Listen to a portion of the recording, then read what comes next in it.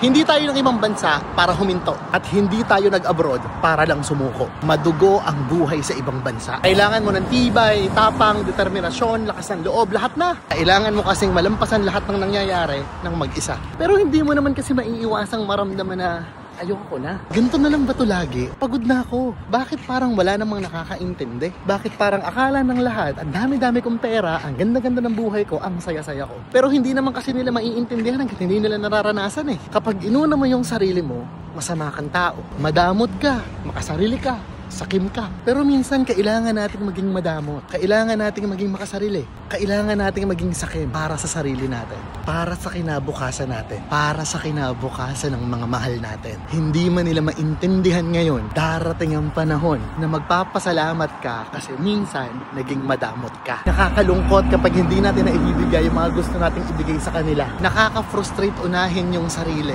Pero unti-unti tayong babaguhin ng bansa kung nasaan tayo. Unti-unti tayong patitibayin ng pangungulila. Hindi ka nag-abroad para sumuko. Nag-abroad ka para bumuo. Bumuo ng magandang buhay at magandang bukas. Hindi ka ng ibang bansa para huminto. Ng ibang bansa ka para magpatuloy ng mas magandang buhay. Para magpatuloy ng pangarap. Normal lang mapagod. Normal lang malungkot. Normal lang umiyak. Hindi naman yung pagtatrabaho yung mahirap sa ibang bansa eh. Hindi rin naman yung pagiging mag-isa yung mahirap. Ang mahirap ay yung tiisin mong wag mo nang ibigay kasi alam mo na para yon sa mas magandang nag-iintay.